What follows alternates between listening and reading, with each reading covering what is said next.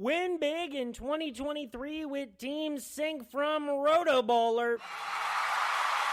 Import your fantasy teams and sync your leagues. Get customized tools and tailored advice for your specific rosters and scoring settings, including live recommendations from the Live Draft Assistant, Free Agent Finder, and Lineup Optimizer.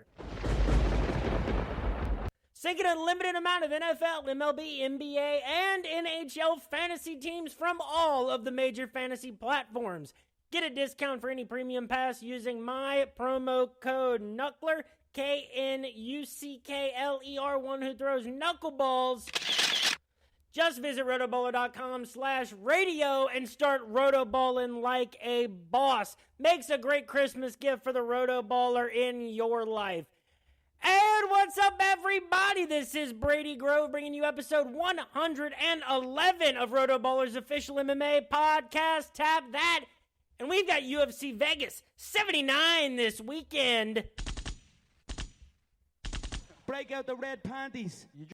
And so real quick, follow me on Twitter at RotoBrady. That's where I talk about MMA. That's where I make picks for events like, this upcoming weekend, we've got LFA 168, Bellator 299, Ryzen 44. I make picks for the Contender Series there, for the PFL, for Cage Fury, Cage Warriors, big boxing matches, you name it, I'm picking it. Check that out at RotoBrady. Give us some love at Tap That MMA Podcast. Like, subscribe, leave favorable comments, follow us, whatever. That's the Facebook page, YouTube, and Spotify. That's at Tap That MMA Podcast. This weekend, UFC Vegas 79 is kicking off at 4 p.m. That means I will be in the RotoBaller MMA Discord from 2 to 3 p.m. doing the weekly DFS/sports betting Q&A. So show up to the RotoBaller MMA Discord. Let's talk about this card. I've got a lot of exciting interlude episodes coming up, especially I'm going to be talking to favorite guest, my favorite fighter in the game, Ilyas Mamadaliev, soon this upcoming week. I'm going to have guests on from a secret, not a secret podcast. I'll leave it a surprise. I'll just say that if you're a fan of Ryzen, it's going to be a big weekend and you're going to like an upcoming interlude episode that I'm doing. And let's see. Yeah, check out past interlude episodes too. That's all the places you can follow me at. So here's the thing. Let's talk real quick. Before we get into this week, and again, I've written down my picks for Bellator and for Ryzen. We got one in PFL Europe next week. So this past week, the main event was for the UFC Women's Flyweight Championship between Alexa Grasso and Valentina Shevchenko. Now, if we were doing pride scoring, I probably would say that Alexa Grasso had the better fight. But I had this fight scored 48-47 for Valentina Shevchenko. And as you might have heard this past week, Judge Mike Bell scored round 5 at 10-8.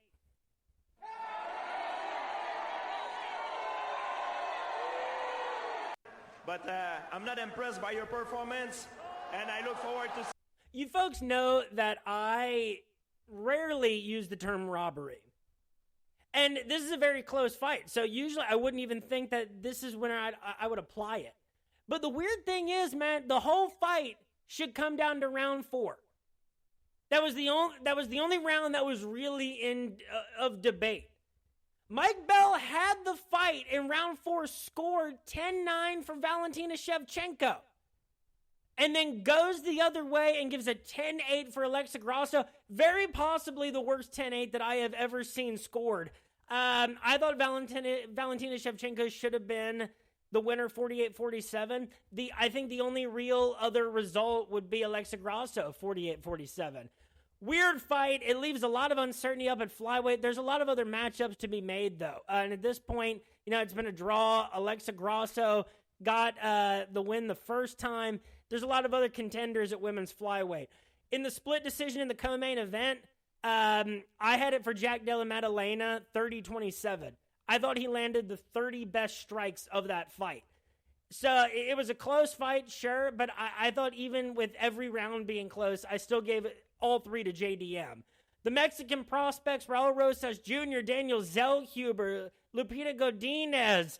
And so here's the other thing. So they all showed out. Great nights. Zellhuber looked good. Rosas really took control quickly. That's a big win for him against a seasoned vet in his right, and Terrence Mitchell. Kyle Nelson was the Canadian that was able to get the winner of Fernando Padilla. That was an upset. Roman Kopylov predictably gets a knockout over Josh Fremd, who I have not been impressed with in the UFC.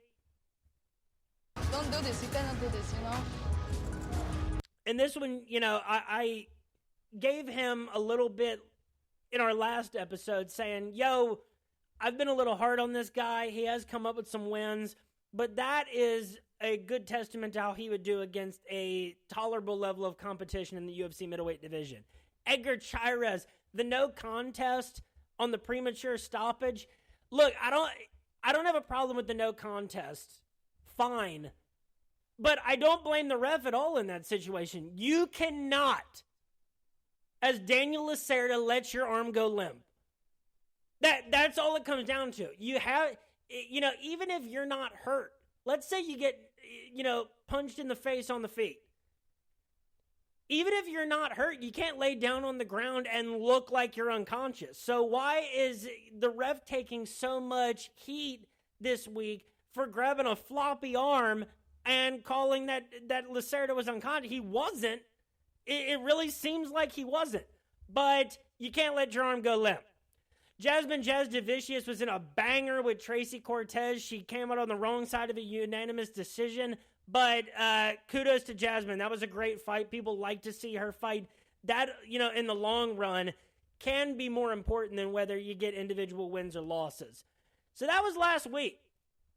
This week, we got 11 fights on UFC Vegas 79 going down to the UFC Apex. We have a bantamweight matchup between Montserrat Rendon and Tamiris Vidal. A strawweight matchup between Mizuki and I've had it down how to pronounce this. Inoue? No, I'll get that. She's fighting Hannah Goldie at heavyweight. A fight that could look super sloppy, but it's super interesting. Jake Collier at 13-9 versus the Ultimate Fighter winner Muhammad Usman at 9-2. A middleweight matchup between Jacob Malkoun and Cody Brundage. Jacob Malkoun was supposed to fight Alisal Kizraev. He was supposed to fight Robert Brizek. Both those fell through. It is now Cody Brundage, the 8-5 professional. At welterweight, Tim Dirty Bird Means against Andre Fiallo. Fiallo has let me down the last few times that I have given confidence to him. Bantamweight, Miles Johns against Dan Argueta. Featherweight, Charles Air Jourdain against Ricardo Ramos. Welterweight, love this guy, Brian Pooh Bear Battle against AJ Fletcher. Battle currently ranked number 37 in the world of welterweight according to Tapology. He is a big welterweight. A strawweight matchup between Marina Rodriguez, the number 8 strawweight in the world according to Tapology.com, against Michelle, the karate hottie Waterson Gomez. Everybody loves Michelle Waterson Gomez. If she loses this fight, though, the internet heat is going to be insane and unfair, and I'm not going to want to see it, but it's going to be there. Co-main event, surefire barn burner, Bryce Mitchell against Dan Ige. Break out the red panties. And the lightweight main event between Rafael Fiziev, 12-2 as a professional, number 6 in the world at lightweight according to Tapology, against the guy ranked number 7, 22-2, Matus Gamro. Let's get right into it.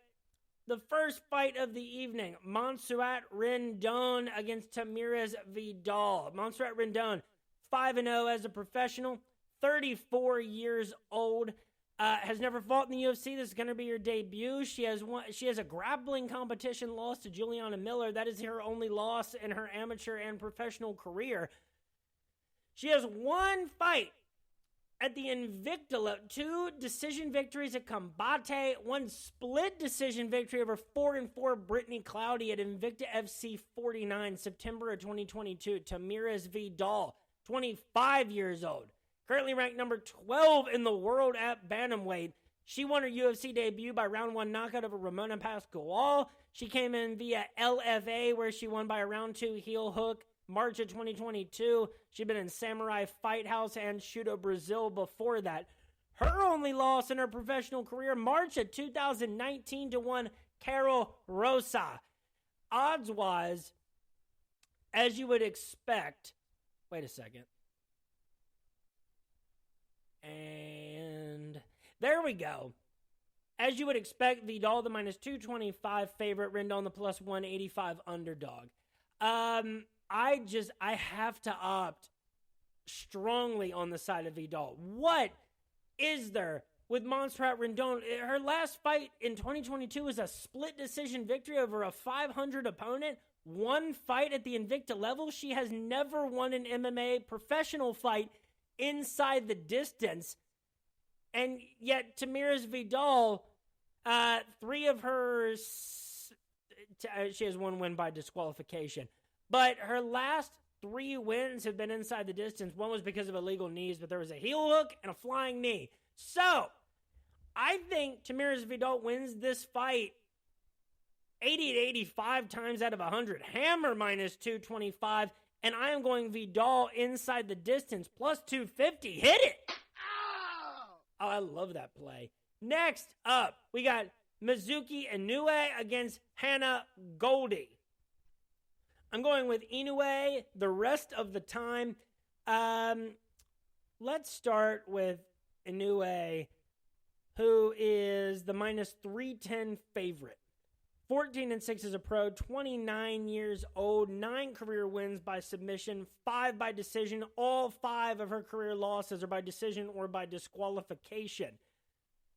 She had 2 wins in a row over Viviane Pereira at Invicta in 2018. God, all the way back then. She won her UFC debut by split decision over Yanan Wu in 2019. When the last time she fought at the UFC level, this seems insane. August of 2020, it was a unanimous decision loss to one Amanda Lemos. She's only lost to strong competition, though. I'll give her that. You go back to her Deep Jewel title fight against Ime Tomimatsu. She had losses by decision in Invicta to Carolina Kowalkiewicz, Alexa Grasso, Virna Jandiroba. Hannah Goldie, 31 years old. 1 win by knockout, 1 by submission, 4 wins by decision. She has only, this is what I don't get.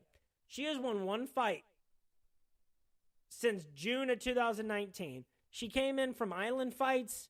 She won on the Contender Series by unanimous decision over Kaylee Robbins. Losses to Miranda Granger, Diana Belbita, and Molly McCann. A win over Emily Whitmire by a round 1 armbar. Dude, this is a complete toss-up to me. I think that we've seen so little success from either of these two over a period of years now. 2020, in my head, doesn't sound long ago, but it was. I don't know, man. I call this a 50-50 fight right now. I think Emily Whitmire and Inoue, Emily Whitmire and Yanan Wu, I think are fights of now, and Hannah Goldie is going up or down to strawweight. So she's going to be big for that. I don't know. I think of all things, this is like a 50-50 fight. Give me Hannah Goldie plus 250. Lot of question marks here. It's strange, and I don't know exactly, how it gets done. I think the most likely individual route to victory prop of the fight is probably Inoue by decision. That's minus 135. But I don't know. If I'm betting anything in that fight, I'm just going straight up Hannah Goldie. There's just been so little activity for Inoue over the last few years. Next up, we got a heavyweight matchup between Muhammad Usman and Jake Collier. Jake Collier, the plus 120 underdog. Muhammad Usman, the minus 142 favorite. Collier has lost 3 in a row, 4 of his last 5. He has fought like the prospects at heavyweight. He has fought just the interesting, weird heavyweight matchups that we get on these fight night cards or in the prelims of a pay-per-view event. So, like, his last 2 wins are over Gian Viante and Chase Sherman. That last win came January of 2022. I will give him credit. He's been active, especially for the heavyweight division. He got knocked out in the first round July 2020 by Tom Aspinall. I'm not going to hold that one against him. And Jake Collier, of course, used to fight 3 weight classes lower. He just put on weight and started fighting these guys because it's a lower level of competition. Split decision loss to Carlos Felipe, where he did land 130 strikes. I'll give it to Collier, too. He does put up the volume. Because, look, and this could be a good DFS play, too, against a guy in Usman who, does have the ability to just drag you down to his level and slow the pace of the fight down. But Collier landed 130 strikes against Felipe and lost by split decision. What the hell was that? Then split decision loss again to Andre Arlovsky. He outlanded him 93-91 on the feet. And not necessarily on the feet. It was strikes that he landed. And got 2 takedowns. He got knocked out in round 2 the weekend of my bachelor party last year by Chris Barnett in what became a Kodak moment there for Chris Barnett. Everybody loves that guy. And then even against Martin Bidet, where he lost by unanimous decision April of this year, he landed 94 strikes to Bidet's 98. Not bad performances. Just very little winning done in that time, and the wins are against a very low level of competition. Muhammad Usman will have a 1-inch reach advantage. He is only 1 year younger. And yet, as unimpressive as Muhammad Usman has looked, he's 2-0 at this level. He won the Ultimate Fighter. He got a second-round knockout over Zach Palga. And then his last time out, April of this year, he got a unanimous decision victory over Junior Tafa with 7 strikes and 2 takedowns.